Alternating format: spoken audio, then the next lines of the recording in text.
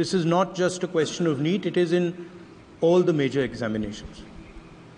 Now, the minister has blamed everybody except himself.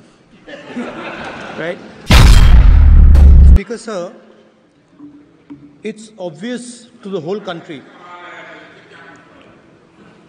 It's obvious to the whole country that there is a very serious problem in our examination system.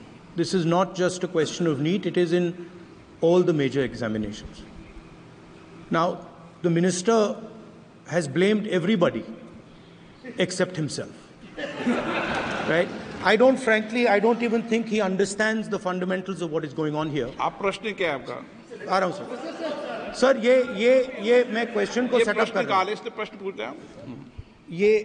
The issue is that there are millions of students in this country who are extremely concerned at what is going on and who are convinced that the Indian examination system is a fraud.